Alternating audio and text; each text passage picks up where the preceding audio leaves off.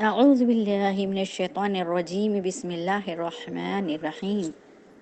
الحمد لله وكفى وسلام على عباده الذين اصطفى نحمده ونصلي على رسوله الكريم أما بعد فأعوذ بالله من الشيطان الرجيم بسم الله الرحمن الرحيم رب زدني علما رب زدني علما رب زدني علما اللهم إني أسألك علما نافعا ورزقا طيبا وعملا متقبلا آمین یا رب العالمین۔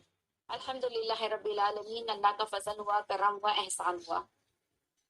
اس قرآن کی تفسیر کا آغاز ہوا، اللہ تبارک و تعالیٰ سے بہت دل سے گہری دل سے دعا ہے کہ اللہ تعالیٰ ہمارے اس سفر کو آسان کرے، کامیاب کرے اور ہونے والی غلطیوں کو اللہ درگزر فرمائے، اور ہم سب اللہ کی رضا کے مطلوب ہیں۔ اللہ تعالیٰ ہماری چھوٹی سی کوشش سے تو ہم سب سے راضی ہو جائے، آمین یا رب العالمین۔ سب سے پہلے قرآن کے تعلق سے میں بات بتانا چاہوں گی کہ دنیا کی سب سے بڑی نعمت، سب سے بڑی دولت قرآن ہے، اور قرآن ہی راہ ہدایت کا وہ چراغ ہے جس کی تعلیمات کو گھر گھر پہنچانا ہے اور ہر گھر میں قرآن کے چراغ کو روشن کرنا ہے۔ قرآن وہ کتاب ہے جو اللہ تبارک و تعالیٰ نے اپنے محبوب بندے محمد مصطفیٰ صلی اللہ علیہ وسلم، جو فخر رسول بھی ہیں، رمضان مبارک کے مہینے میں نازل فرمایا، اور 23 سالہ عرصے میں بوقت ضرورت یہ قرآن آپ صلی اللہ علیہ وسلم پر بذریعہ وحی نازل ہوتا رہا۔ کبھی اس کی چند آیت نازل ہوئی اور کبھی اللہ تبارک و تعالیٰ نے پوری کی پوری سورہ نازل فرما دی، اور قرآن کے ذریعے اللہ نے یہ اعلان بھی فرما دیا کہ اولو الالباب یعنی عقل والے ہی اس سے نصیحت حاصل کرتے ہیں۔ اللہ تعالیٰ ہمیں ان عقل مندوں میں شامل فرما دے کہ قرآن کی نصیحتوں سے، اس کی واعظ و نصیحت سے ہم مستفید ہو سکیں، فائدہ حاصل کر سکیں اور فیضیاب ہو سکیں۔ اور اللہ سے دعا ہے کہ اللہ تعالیٰ اس قرآن کے ذریعے سارے عالم کو فیضیاب ہونے والا بنا دے۔ یہ بہت بڑی غلط فہمی ہے لوگوں کے درمیان کہ قرآن صرف مسلمانوں کی کتاب ہے، اسے صرف مسلمان پڑھے اور دوسرا نہ پڑھے، بلکہ اللہ تبارک تعالیٰ نے اس قرآن کو سارے عالم کے لیے نازل فرمایا، لہٰذا صرف مسلمان ہی اسے نہیں پڑھے، بلکہ یہ کتاب یہ ہر ایک کے پڑھنے کی ہے۔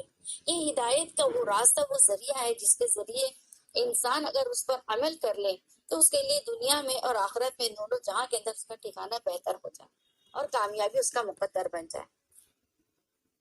اور دوسری غلط فہمی یہ ہے کہ محمد صلی اللہ علیہ وسلم یہ صرف مسلمانوں کے پیغمبر، حالانکہ قرآن جس طرح سارے عالم کے لیے ہے، اور آپ صلی اللہ علیہ وسلم کو اللہ تبارک و تعالیٰ نے تمام عالم کے لیے رحمت العالمین بنا کر بھیجے۔ اسی لیے ہمیں زندگی گزارنے کا ہنر اور ہدایات قرآن سے لینی چاہیے، اور زندگی کی ابتدا سے لے کر انتہا تک ہر کام میں آپ صلی اللہ علیہ وسلم کی اتباع کرنی چاہیے، تاکہ دونوں جہانوں میں ہمیں کامیابی نصیب ہو جائے اور کامیابی ہمارا مقدر بن جائے، آمین یا رب العالمین۔ یہ تھی تھوڑی سی تمہیدی بات قرآن کے تعلق سے۔ اب قرآن کی مزید تفصیلات بیان کرنے سے پہلے میں اپنی تقریر کا آغاز وحی کے نزول سے کرنا چاہوں گی کہ کس طریقے سے اللہ تبارک و تعالیٰ نے سب وحی کے ذریعے سے قرآن کو اللہ کے نبی صلی اللہ علیہ وسلم پر نازل فرمایا، اور دوسرا یہ کہ وحی کن کن صورتوں میں نازل ہوا کرتی تھی، اور جس وقت وحی نازل ہوتی تھی اس وقت آپ صلی اللہ علیہ وسلم کی کیفیات کیا ہوا کرتی تھی۔ باللہ من الشیطان الرجیم، بسم اللہ الرحمن الرحیم۔ حضور صلی اللہ علیہ وسلم پر وحی کے نازل ہونے کے طریقے۔ وحی وہ رسالت کا یہ مقدس سلسلہ سرور کا عالم صلی اللہ علیہ وسلم پر ختم ہو گیا۔ اب کسی بھی انسان پر وحی نازل نہیں ہوگی، کیونکہ وحی نازل صرف اور صرف محمد صلی اللہ علیہ وسلم یہ آخری نبی تھی جو جبرائیل علیہ السلام کے ذریعے سے وحی نازل ہوتی ہے۔ جبرائیل علیہ السلام کو اللہ تبارک تعالیٰ نے اتنے مقربین فرشتوں میں سے وحی کے نزول کے لیے، اللہ کے احکام کو تمام اپنے انبیاء اور رسل تک پہنچانے کے لیے اللہ تبارک تعالیٰ نے جبرائیل علیہ السلام کا انتخاب کیا۔ آدم علیہ السلام سے لے کے آپ صلی اللہ علیہ وسلم تک جتنے بھی اللہ کے احکام نازل ہوئے ہیں وہ سب کے سب جبرائیل علیہ السلام کے ذریعے سے نازل ہوئے، اور جب جبریل جب وحی کا سلسلہ اللہ تبارک تعالیٰ نے قرآن کے ختم کے ساتھ آپ صلی اللہ علیہ وسلم کی اس دنیا سے پردہ کرنے کے بعد جب وحی کا سلسلہ ختم ہو گیا تو جس دن آپ صلی اللہ علیہ وسلم کی اس دنیا پر اس زندگی پر آخری دن تھا، جبریل علیہ السلام کا بھی اس دنیا پہ آخری دن تھا۔ جب سے دنیا اللہ نے بنائی تھی اس وقت سے لے کے آپ صلی اللہ علیہ وسلم کی دنیا سے پردہ کر لینے والا دن تک صرف جبریل علیہ السلام کا آسمان سے زمین پر نزول ہوتا رہا۔ اب نہ کسی انسان پر وحی نازل ہوگی کیونکہ وحی کا سلسلہ آپ صلی اللہ علیہ وسلم کے ساتھ ختم ہو چکا اور نہ ہی اب اس کی ضرورت ہی رہی۔ حضرت صلی اللہ علیہ وسلم پر مختلف طریقوں سے وحی نازل ہوتی رہی۔ صحیح بخاری کے ایک حدیث میں حضرت عائشہ رضی اللہ عنہ فرماتی ہیں کہ ایک مرتبہ حضرت حارث بن حشام رضی اللہ عنہ نے حضرت صلی اللہ علیہ وسلم سے پوچھا کہ آپ پر وحی کس طرح آتی؟ تو آپ صلی اللہ علیہ وسلم نے فرمایا کبھی تو مجھے گھنٹی کی سی آواز سنائی دیتی ہے اور وحی کی یہ صورت میرے لیے سب سے زیادہ سخت ہوتی ہے۔ پھر جب یہ سلسلہ ختم ہوتا ہے تو جو کچھ اس آواز نے کہا ہوتا ہے مجھے یاد ہو چکا ہوتا تھا اور اب کبھی فرشتے میرے سامنے ایک مرد کی صورت میں آ جاتا ہے۔ اسے صحیح بخاری نے روایت کیے ہیں۔ ایک حدیث میں آپ صلی اللہ علیہ وسلم نے وحی کی آواز کو گھنٹیوں کی آواز سے جو تشبیہ دی ہے اسے شیخ محید ابن عربی رحمۃ اللہ علیہ نے اس کا مطلب یہ بیان فرمایا ہے کہ ایک تو وحی کی آواز گھنٹی کی طرح مسلسل ہوتی ہے اور بیچ میں ٹوٹتی نہیں۔ دوسرا یہ کہ گھنٹی جب مسلسل بجتی ہے تو عموماً سننے والے کو اس کی آواز کی سمت متعین کرنا مشکل ہوتا ہے کیونکہ اس کی آواز ہر جہت اور ہر سمت سے آتی ہوئی محسوس ہوتی ہے، اور کلام الہی کی بھی خصوصیت ہے کہ اس کی کوئی ایک سمت نہیں ہوتی بلکہ ہر سمت سے کلام الہی کی آواز سنائی دیتی۔ اس طریقے سے آپ صلی اللہ علیہ وسلم سے جب وحی نازل ہوتی تو آپ صلی اللہ علیہ وسلم پر بہت زیادہ بوجھ پڑتا تھا۔ حضرت عائشہ رضی اللہ عنہا اس حدیث کے آخر میں فرماتی ہیں کہ میں نے سخت جاڑوں کے دن میں آپ صلی اللہ علیہ وسلم پر وحی نازل ہوتے ہوئے دیکھی ہے۔ ایسی سردی میں بھی جب وحی کا سلسلہ ختم ہوتا تو آپ صلی اللہ علیہ وسلم کی پیشانی مبارک پسینے سے شرابور ہو چکی ہوتی۔ ایک اور روایت میں حضرت عائشہ رضی اللہ عنہا بیان فرماتی ہیں کہ جب آپ صلی اللہ علیہ وسلم پر وحی نازل ہوتی تو آپ صلی اللہ علیہ وسلم کا سانس رکنے لگتا، چہرے انور متغیر ہو کر کھجور کی شاخ کی طرح زرد پڑ جاتا، سامنے کے دانت سردی سے کپ کپانے لگتے اور آپ صلی اللہ علیہ وسلم کو اتنا پسینہ آتا کہ اس کے قطرے موتیوں کی طرح ڈھلکنے لگتے تھے۔ وحی کی اس کیفیت میں بعض اوقات اتنی شدت پیدا ہو جاتی کہ آپ صلی اللہ علیہ وسلم جس جانور پر اس وقت سوار ہوتے وہ آپ کے بوجھ سے دب کر بیٹھ جاتا۔ ایک مرتبہ آپ صلی اللہ علیہ وسلم نے اپنے سر اقدس حضرت زید بن ثابت رضی اللہ عنہ کے زانوں پر رکھا ہوا تھا کہ اسی حالت میں وحی نازل ہونی شروع ہوں گے، اور اسی طرح زید بن ثابت کی ران پر اتنا بوجھ پڑا کہ وہ ٹوٹنے لگے۔ اسے زاد المعاد نے روایت فرمایا ہے۔ بعض اوقات وحی کی ہلکی ہلکی آواز دوسروں کو بھی محسوس ہوتی تھی۔ حضرت عمر رضی اللہ عنہ فرماتے ہیں کہ جب آپ صلی اللہ علیہ وسلم پر وحی نازل ہوتی تو آپ صلی اللہ علیہ وسلم کے چہرے انور کے قریب شہد کی مکھیوں کی بنبناہٹ جیسی آواز سنائی دیتی تھی۔ اسے مسند احمد نے کتاب سیرت النبویہ میں بیان فرمایا ہے۔ وحی کی صورت یہ تھی کہ فرشتہ کسی انسان کی شکل میں آپ صلی اللہ علیہ وسلم کے پاس آ کر اللہ کا پیغام پہنچا دیتا تھا۔ ایسے مواقع پر عموماً حضرت جبرائیل علیہ السلام مشہور صحابی حضرت دحیہ کلبی کی صورت میں تشریف لے آیا کرتے حضرت دحیہ کلبی کی صورت میں تشریف لایا کرتے تھے۔ البتہ بعض اوقات کسی دوسری صورت میں بھی تشریف لائے ہیں۔ بہرکیف جب حضرت جبرائیل علیہ السلام انسانی شکل میں وحی لے کر آتے تو نزول وحی کی یہ صورت حضرت صلی اللہ علیہ وسلم کے لیے سب سے آسان ہوتی تھی۔ پہلی صورت گھنٹے کی شکل میں، دوسری صورت انسان کی شکل میں، اور وہ صحابی کا نام تھا دحیہ کلبی۔ وحی کی تیسری صورت یہ تھی کہ حضرت جبرائیل علیہ السلام کسی انسان کی شکل اختیار کیے بغیر اپنی اصلی صورت میں دکھائی دیتی تھی، لیکن ایسا صرف اور صرف آپ صلی اللہ علیہ وسلم کی تمام عمر میں صرف 3 مرتبہ ہوا۔ پہلی مرتبہ اس وقت ہوا جب آپ صلی اللہ علیہ وسلم نے خود حضرت جبرائیل علیہ السلام کو ان کی اصل شکل میں دیکھنے کی خواہش ظاہر فرمائی تھی۔ دوسری مرتبہ معراج کے سفر میں ہوا، اور تیسری مرتبہ نبوت بالکل ابتدائی زمانے میں مکہ مکرمہ کے مقام اجیاد پر یہ واقعات ہوئے ہیں۔ تو جیسے کہ ہم سب جانتے ہیں، آپ صلی اللہ علیہ وسلم جب نبوت آنے سے پہلے آپ صلی اللہ علیہ وسلم کی ایک کیفیت ہو گئی تھی کہ آپ صلی اللہ علیہ وسلم کو تنہائی پسند آنے لگی تھی اور بھیڑ بھاڑ پسند نہیں آتی تھی، اس لیے آپ اللہ کی عبادت کرنے غار ہرا پہ تشریف فرما ہوتے تھے، اور وہاں اپنے ساتھ اپنا کھانے کا جتنا بھی سامان رہتا تھا، جو بھی توشہ رہتا تھا، پانی رہتا تھا، یہ لے جایا کرتے تھے، اور 2 دن 3 دن اور جیسا بھی ہو، جتنا بھی ہو، اور وہاں جا کے تنہائی میں عبادت کرتے تھے۔ چونکہ اس وقت قرآن نازل نہیں ہوا تھا، چونکہ اس وقت نماز نازل نہیں ہوئی تھی، روزہ بھی فرض نہیں ہوا تھا، کوئی عبادت اب تک ثابت نہیں ہوئی۔ آپ صلی اللہ علیہ وسلم کو نبی بنانا ہے، ابھی نبی بنائے نہیں گئے ہیں۔ آپ صلی اللہ علیہ وسلم کی شادی ہو چکی ہے حضرت خدیجہ رضی اللہ عنہ سے، اس وقت جب کہ آپ صلی اللہ علیہ وسلم کی عمر مبارک 25 سال اور حضرت خدیجہ رضی اللہ عنہ کی عمر مبارک 40 سال، اور جتنی بھی اولادیں ہوئی ہیں وہ سب حضرت خدیجہ رضی اللہ عنہ سے ہوئی ہیں۔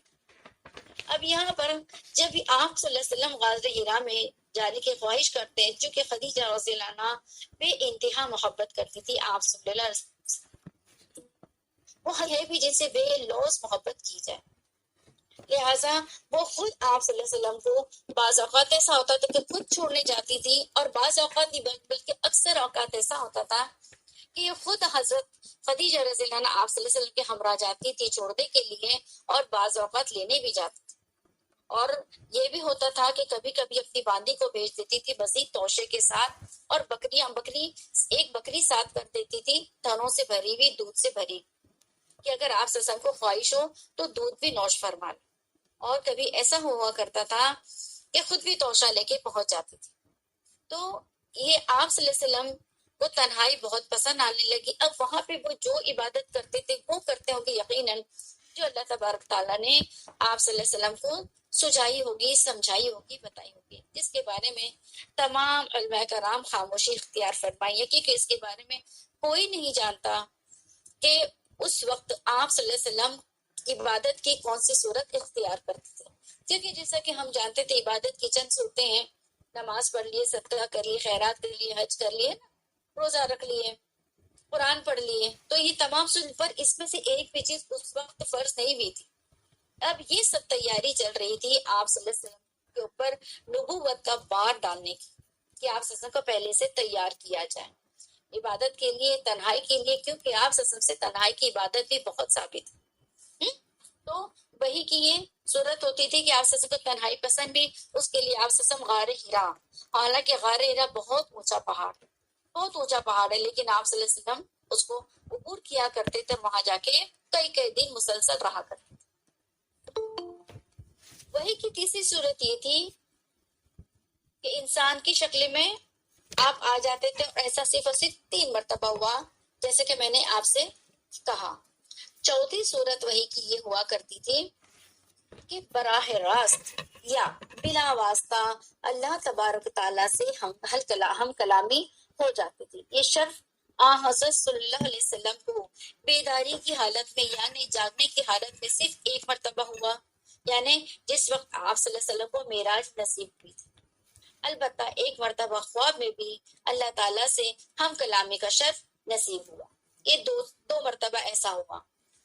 وہی کی 5ویں صورت یہ تھی کہ جبرائیل علیہ السلام کسی بھی صورت میں آئے بغیر آپ صلی اللہ علیہ وسلم کے قلب مبارک میں کوئی بات القا فرما دیتے تھے، یعنی کوئی بات جو حکم اللہ دیتے تھے جبرائیل علیہ السلام کو، وہ کہاں ہو جاتا تھا، وہ آپ صلی اللہ علیہ وسلم کے ڈائریکٹلی سینے مبارک پہ ہو جاتا۔ یعنی بات جو بھی وحی کی بات آتی تھی وہ سیدھا اتر جاتی تھی۔ وہ قرآن کریم کی سب سے پہلی آیتیں جسے سورہ علق کی ابتدائی آیتیں کہتے ہیں۔ تو صحیح بخاری میں حضرت عائشہ رضی اللہ عنہا اس واقعے کا بیان فرماتی ہیں کہ حضرت صلی اللہ علیہ وسلم پر نزول وحی کی ابتدا تو سچے خوابوں سے ہوئی تھی۔ اس کے بعد آپ کو خلوت میں یعنی تنہائی میں عبادت کا شوق پیدا ہوا۔ اس دوران آپ غار حرا میں کئی راتیں گزارتے اور عبادت میں مشغول رہے تھے، یہاں تک کہ اسی غار میں آپ صلی اللہ علیہ وسلم کے پاس اللہ تعالیٰ کی جانب سے ایک فرشتہ آیا اور اس نے سب سے پہلی بات کہی، اور وہ یہ کہ اقرا یعنی پڑھو۔ آپ صلی اللہ علیہ وسلم نے فرمایا میں پڑھا ہوا نہیں ہوں، انا بالقاری۔ اس کے بعد حضور صلی اللہ علیہ وسلم نے واقعہ بیان فرمایا کہ میرے اس جواب پر فرشتے نے مجھے پکڑا اور مجھے اس زور سے بھیجا کہ مجھے مشقت کی انتہا نہ ہوگی۔ پھر اس نے مجھے چھوڑ دیا اور دوبارہ کہا کہ اقرا۔ میں نے جواب دیا کہ میں تو پڑھا ہوا نہیں ہوں۔ فرشتے نے مجھے پھر پکڑا اور دوبارہ اس زور سے بھیجا کہ مجھ پر مشقت کی انتہا ہو گئی۔ پھر اس نے مجھے چھوڑ کر کہا اقرا۔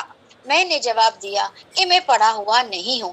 اس پر اس نے مجھے تیسری مرتبہ پکڑا اور بھیج کر چھوڑ دیا۔ پھر کہا اقرا بسم ربک الذی خلق خلق الانسان من علق اقرا وربک الاکرم۔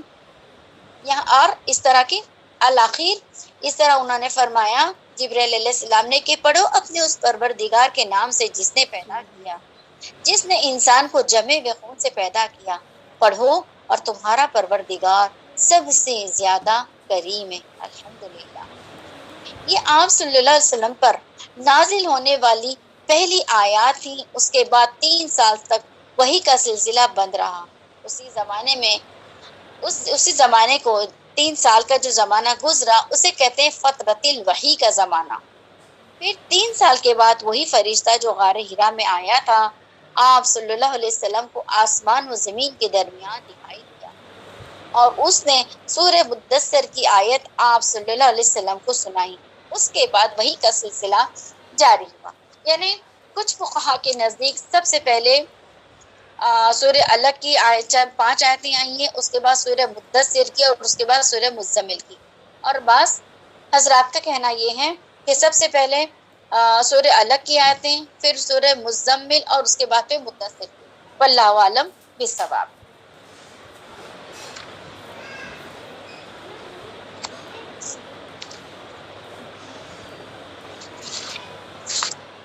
اب وحی کی ضرورت کیوں پڑی؟ وحی کی ضرورت جاننے کے لیے ہم سب کو جاننا چاہیے کہ اللہ تبارک و تعالیٰ نے انسان کو اس دنیا میں آزمائش کے لیے بھیجا، اور ہم سب یہاں کسی نہ کسی امتحان ہی میں مصروف ہیں۔ جب تک ہماری حیات ہے، جب تک ہماری سانسیں ہیں، ہم لگاتار امتحان دیے جا رہے ہیں۔ ہماری زندگی کا ہر بول لکھا جا رہا ہے۔ ہم نے جو حرکات و سکنات کی سب کچھ لکھا جا رہا ہے۔ ہم ان 2 فرشتے سے جنہیں کرام کاتبین کیسے، ان سے ہم کسی صورت بچ نہیں سکتے، چاہے ہم تنہائی میں ہوں چاہے ہم بھیڑ میں ہوں۔ لہٰذا انسان کو ہر بات کرنے سے پہلے سوچنا چاہیے کہ میری ہر بات ریکارڈ ہو رہی ہے، اور یہ ریکارڈنگ کل قیامت میں محشر میں تمام لوگوں کے سامنے ہمارے سامنے اللہ تبارک تعالیٰ کھول کے رکھ دے گا۔ اسی لیے اپنے آپ کو گناہوں سے نہ صرف بچانے کا اہتمام کریں بلکہ ایسی وہ بات جس سے کسی کی دل آزاری ہو یا تانے تشنے سے بچنا چاہیے، کیونکہ ہم سب آزمائش میں ہیں، اور جو آزمائش میں رہتا وہ من کی نہیں کرتا بلکہ رب چاہی کرتا ہے۔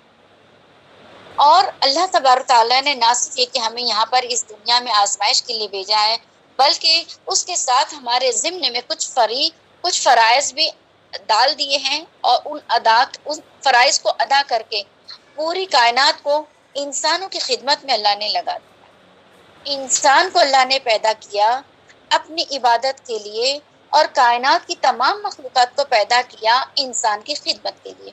دیکھو اللہ نے کتنا بڑا اعزاز عطا فرمایا، کتنا بڑا اللہ نے ہمیں اعزاز عطا فرمایا کہ ساری مخلوق کو ہمارا خادم بنا دیا، اور اللہ تبارک تعالیٰ نے ہمیں کہا کہ تم میری عبادت کرو۔ حالانکہ اللہ کی عبادت کے لیے فرشتے کم نہیں تھے، ہم سے زیادہ مخلص، ہم سے زیادہ بہترین عبادت کرنے والے، لیکن اللہ تبارک تعالیٰ نے ان فرشتوں کی عبادت کو اتنا عبادت کرنے کے باوجود ان فرشتوں کے لیے نہ اللہ تبارک تعالیٰ نے نہ جنت رکھی ہے اور نہ جہنم رکھی ہے، کیونکہ فرشتے اگر عبادت کرتے ہیں تو اس لیے کہ اللہ تبارک تعالیٰ نے فرشتوں کے اندر گناہ کا مادہ رکھا ہی نہیں ہے، لیکن جب ہماری تخلیق کی گئی، جب ہمارے لیے خمیر تیار کیا گیا تھا، اس وقت گناہ کا مادہ ڈالا گیا تھا، خون ریزی کا مادہ ڈالا گیا تھا، فساد کا مادہ ڈالا گیا تھا۔ ہمارے ساتھ اللہ نے نفس کو لگا دیا، ہمارے ساتھ شیطان لگا ہوا ہے۔ ان تمام اتنے بڑے بڑے ہرڈلز کے باوجود ان سب کو ہمیں کراس کرنا ہے، عبور کرنا ہے اور اپنے رب کی اطاعت کرنا ہے۔ یعنی اصل میں ہم آزمائش میں، ہم نے نہ اللہ کو دیکھا، ہم نے نہ جنت کو دیکھا اور نہ ہی غیب کی کسی چیز کو ہم جانتے ہیں۔ ہمارا پورا ایمان، ہمارا پورا یقین بغیر اللہ کو دیکھے، بغیر جنت کو دیکھے، بغیر فرشتے کو دیکھے، اور ہم نے تو آپ صلی اللہ علیہ وسلم کو بھی نہیں دیکھا، نزول وحی کو بھی ہم نے نہیں دیکھا، آپ صلی اللہ علیہ وسلم کے معجزات کو بھی نہیں دیکھا۔ اسی لیے اللہ تعالیٰ نے انسانوں کا درجہ بہت بلند رکھا، کیونکہ فرشتے اللہ کو دیکھ کے عبادت کرتے ہیں، جنت کو دیکھ کے عبادت کرتے ہیں، دوسرا ان میں گناہ کا مادہ ہی نہیں، گناہ کا عنصر ہی نہیں۔ لیکن ہمارے اندر تمام چیزیں ڈالنے کے بعد ہمیں روکا گیا، ہمارے لیے راہیں کھول دی گئی، پھر ہمیں روکا گیا، دیکھو یہ حق ہے، یہ باطل ہے، اب تمہیں اختیار ہے، حق کا راستہ اختیار کرو، باطل کا راستہ اختیار کرو۔ لیکن دنیا میں آنے کے بعد ہمارے لیے دو کام کرنے بہت ضروری ہیں۔ سب سے پہلا یہ کہ وہ اس کائنات سے اور اس کائنات میں یعنی اس دنیا میں پیدا کی ہوئی تمام اشیاء سے ٹھیک ٹھیک کام لیں، ان چیزوں سے غلط کام نہ لیں، گناہ کے کام نہ لیں۔ دوسرا یہ کہ اس کائنات کو استعمال کرتے ہوئے اللہ تعالیٰ کے احکام کو اپنے سامنے رکھیں، مد نظر رکھیں، اور کوئی ایسی حرکت نہ کرے جس سے اللہ سبحانہ تعالیٰ کی مرضی کے خلاف ہو اور اللہ ہم سے ناراض ہو۔ یعنی اللہ نے نہ صرف یہ کہ اس کائنات کو ہمارے لیے پیدا کیا، بلکہ ہمیں حکم دیا گیا کہ اس کائنات کی ہر شے کو بالکل ٹھیک ٹھیک طریقے سے استعمال کریں۔ مثال کے طور پر اللہ نے انگور دیا، انگور کھائیں، اسے اپنی صحت بنائیں، اپنے دل کو فرحت پہنچائیں، اپنی صحت بنائیں، بہت سے فائدے ہیں انگور کے۔ لیکن اگر میں انگور کو ڈائریکٹ کھا لیتی ہوں کسی بھی صورت میں، یا تو ڈائریکٹ کھا لوں، یا تو میں کسٹرڈ وغیرہ بنا کے کھا لوں، یا اس کا سکھا کے کھا لوں کشمش کی شکل میں، میرے لیے جائز۔ لیکن اگر اسی انگور کو میں زمین میں مٹی کھود کے دفن کر دوں اور اسے سڑا کر اس کے اندر خمیر اس کا پیدا کر کے اس کو شراب کی شکل میں پیوں، اب یہ میرے لیے حرام ہے۔ انگور وہی ہے جسے کائنات میں اللہ نے پیدا کیا ہمارے فائدے کے لیے، استعمال بھی وہی ہے، لیکن میں نے طریقہ غلط اختیار کر لی، اب یہ جو انگور حلال تھا اب یہ شراب کی صورت میں میرے لیے حرام ہو گیا۔ تو اللہ تعالیٰ نے ہمیں عقل عطا فرمائی ہے، ہمارے لیے راہ ہدایت کے لیے اللہ نے قرآن کو نازل فرما دیا، اور ہمیں صرف اس قرآن کو فالو کرنا ہے اور نبی کریم صلی اللہ علیہ وسلم کی احادیث مبارکہ پر عمل کرتے ہوئے اپنی زندگی کو خوبصورتی کے ساتھ کامیاب بنا کر اس دنیا سے کامیاب ہو کے جانا ہے۔ یہی ہمارا مقصد ہے، یہی ہماری آزمائش ہے، اور ہماری یہ کوشش ہونی چاہیے کہ اللہ تبارک تعالیٰ کی اس خوبصورت بنائی ہوئی دنیا میں ہم کامیاب ہو کر اس دنیا سے نکل جائیں، اور اس حال میں اس دنیا سے جائیں کہ ہمارا خاتمہ بالخیر ہو، میرا رب کا سلام ہم تک پہنچے موت کے وقت، اور جس وقت ہماری روح اللہ تبارک تعالیٰ کے سامنے سجدہ ریز ہو، اس وقت میرا رب، ہمارا رب ہم سب سے راضی۔ یہی ہمارا مقصد حیات ہے۔ اس کائنات کو اللہ تبارک تعالیٰ نے اس میں کافر بھی فیضیاب ہو رہے ہیں، وہ بھی مستفید ہو رہے ہیں، وہ بھی فائدہ اٹھا رہے ہیں، بلکہ اگر ہم دیکھیں ہم سے زیادہ کافر خوشحال ہیں۔ اس کا مطلب یہ نہیں اللہ ان سے راضی ہے، اس لیے کہ یہ دنیا مسلمانوں کے لیے قید خانہ ہے، کافروں کے لیے جنت ہے۔ ہمیں یہاں ہر قدم پر ہمارے بیڑی ہے، ہمیں کھانا ہے تو صرف حلال، ہمیں پہننا ہے تو صرف حلال، ہمیں اگر ناچ گانے سے بچنا ہے، شراب سے، زنا سے بچنا ہے، دھوکہ دہی سے بچنا ہے، سود سے، رشوت سے بچنا ہے، ان کے لیے تمام چیزیں جائز ہیں۔ ان کا مقصد زندگی میں صرف خوش رہنا ضروری، چاہے وہ جائز طریقے سے، چاہے وہ حلال طریقے سے۔ لیکن ہمارے لیے ہر قدم پر اللہ نے ایک بیڑی لگا رکھی، کہ تمہیں یہ کام کرنے ہیں، تمہیں یہ کام نہیں کرنے۔ جس کام کو اللہ تبارک تعالیٰ نے کہا کرنا ہے اسے ہمیں ہر حال میں کرنا ہے، جس کام سے اللہ نے ہمیں روکا ہے اسے ہمیں ہر حال میں ہمیں رکنا ہے۔ جیسے اللہ نے ہمیں 5 وقتہ نمازیں فرض فرمائی ہے، چاہے ہم بیمار ہوں چاہے ہم مسافر، ہمیں ہر حال میں ادا کرنی ہے۔ اسی طرح اگر میرا اپنا خود کا ذاتی مکان نہیں ہے، میں بھاڑے کے گھر میں رہ رہی ہوں، اگر میری آمدنی اتنی نہیں ہے کہ میں ایک بہت مہنگا قیمتی گھر، چونکہ آج گھروں کی قیمتیں بہت بڑھ چکی ہیں اور میرے لیے ممکن ہے میں لاکھوں اور کروڑوں میں گھر خرید سکوں، میں میری پوری زندگی بھاڑے کے گھر میں مشقت اور تکلیف اٹھا کے گزار لوں، لیکن اس گھر خریدنے کے لیے میں اللہ کے احکام کو نہ توڑوں اور میں بینک سے لون نہ لوں، یہ میرے لیے کوئی صورت جائز نہیں، یہ حرام ہے، یہ حرام ہے۔ غیروں کے لیے جائز ہے، وہ رشوت لیں تب بھی ان کے لیے جائز ہے، کیونکہ ان کو دنیا کے اندر سارے عیش و نعمت اللہ نے دی ہیں، ہمارے لیے اللہ نے مشقت کو پسند فرمایا۔ اور حدیث پاکہ مفہوم خلاصہ ہے کہ جس شخص کی زندگی پوری کی پوری زندگی پریشانی مشقتوں میں گزرتی ہے، اللہ تبارک تعالیٰ کل اس کے لیے میزان قائم ہی نہیں کرے گا۔ فرما دیکھیے کتنی بڑی بشارت ہے، کتنی بڑی بشارت، دنیا کی مشقت جو کہ موت کے ساتھ ختم ہونے والی، اس مشقت پر آخرت میں جو کہ ہمیشہ رہنے والی ہیں، اس وقت خراب ہو جائے گی، چاہے وہ عالم دین ہو، چاہے وہ علماء کرام ہو، چاہے وہ حافظ قرآن۔ تو ہم اور آپ کی سوچے کیا بھی ساتھ، کہاں کھڑے ہوں گے ہم؟ تو اللہ نے ہمیں جس حال میں رکھا ہے الحمدللہ، تو اس دنیا میں ہمیں اگر زندہ رہنا ہے اچھے طریقے سے، تو اس کی سب سے پہلی ضرورت ہمیں علم کی پڑتی، کہ جب تک ہمیں یہ معلوم نہ ہو کہ اس کائنات کی حقیقت کیا ہے، اس دنیا کی حقیقت کیا ہے، اور کون سی چیز کی کیا خصوصیات ہے، کون سی چیز کے کیا فائدے ہیں، اور کس چیز سے کس طرح فائدہ اٹھایا جائے، اس وقت تک دنیا کی کسی بھی چیز ہم اپنے فائدے کے لیے استعمال نہیں کر سکتے۔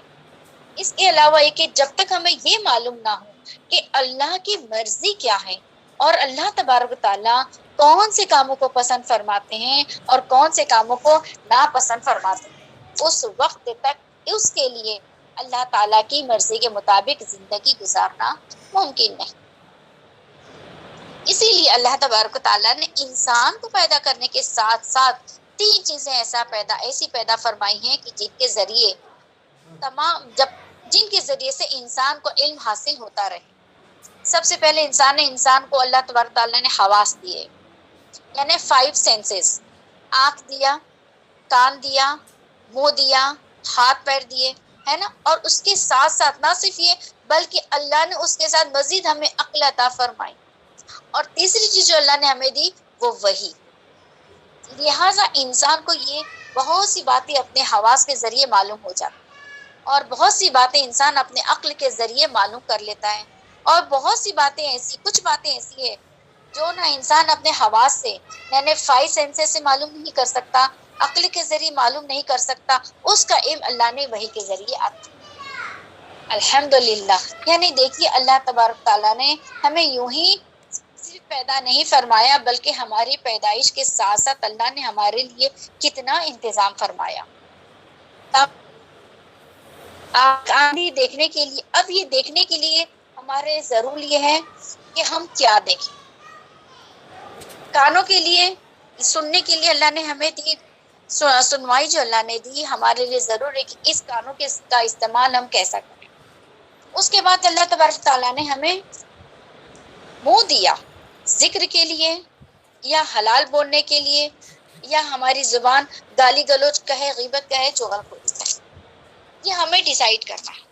ٹھیک اسی طرح اللہ نے تمام چیزیں جو بھی ہمیں سینسز دیے اس کا صحیح استعمال، یعنی آنکھوں سے ہم صحیح دیکھیں، جس چیز کو اللہ نے حلال کہا اسے ہی دیکھیں، جس چیز کو ناجائز کہا، جس چیز کو حرام کہا، جس چیز کی طرف نظر التفات کرنے سے روک دیا، ہماری نفس ہمیں بہت کہتی ہے کہ اسی طرف دیکھ جس چیز کو روکا گیا ہے، لیکن ہم خوف خدا یا تقوی اختیار کرنے کی خاطر ہم اس چیز کی طرف نظر نہیں کریں۔ اسی طرح کانوں کو دیا اللہ کے کلام کو سننے کے لیے، اچھی باتیں سننے کے لیے، نصیحت کی باتیں سننے کے لیے اور اس پر عمل کرنے کے لیے۔ زبان کو دیا اللہ کے ذکر اللہ کے لیے، شکر کے لیے، شکر اللہ ہو، ذکر اللہ ہو، اللہ کی حمد و ثنا ہو، اللہ کی دین کو یہ ہماری اور آپ کی ہر ایک کی ذمہ داری ہے. یہ ذمہ داری آپ صلی اللہ علیہ وسلم نے اس تمام امت محمدیہ پر فرض فرما دی ہے کہ اب تک کے جتنے نبی آئے محمد صلی اللہ علیہ وسلم سے پہلے، اس وقت کے انبیاء علیہ السلام صرف انبیاء علیہ السلام یا رسول یہ صرف دعوت و تبلیغ کا کام کیا کرتے تھے، ان کی امت یہ کام نہیں کرتی تھی. لیکن الحمدللہ رب العالمین کہ امت محمدیہ کو اللہ تعالیٰ نے اتنا سرخرو کیا کہ آج یہ دعوت و تبلیغ کی محنت، یہ نبی والا کام، یہ نبوت والا کام ہر ایک جوان بچے بوڑھے کے اوپر اللہ نے فرض کیا ہے. ہر جوان بالغ عاقل انسان پر یہ فرض ہے، ہر عورت پر فرض ہے. اگرچہ کہ اللہ تعالیٰ اللہ کے نبی فرماتے ہیں کہ بلغو یعنی پہنچاؤ، اگرچہ کہ ایک آیت. کیا فرمایا؟ اگرچہ کہ تم ایک بات بھی جانتے ہو اس بات کو پہنچا دو. اب دیکھیے اگر ہر انسان پہنچانے پر آ جائے، ایک بات کو ایک شخص کو پہنچا دے، تو میں سمجھتی ہوں 1,00,000 لوگ اگر 1,00,000 لوگوں تک بات پہنچا دیں تو ایک وقت میں جو بات 1,00,000 لوگ جانتے تھے وہ 2,00,000 لوگ وہ باتوں کو جانیں گے. اسی طریقے سے چراغ سے چراغ جلتا چلا جائے گا اور علم کی روشنی بڑھتی چلی جائے گی اور جہالت کے اندھیرے ختم ہوتے چلے جائیں گے. ہمارے لیے ضروری ہے کہ جتنی باتیں ہم جانیں، دیکھو کوئی ضروری نہیں کہ آپ سند یافتہ ہو. ہاں الحمدللہ اگر آپ سند یافتہ ہو تو آپ جو بھی بات کہو گے بالکل پختہ اور سچی پکی بات کہو.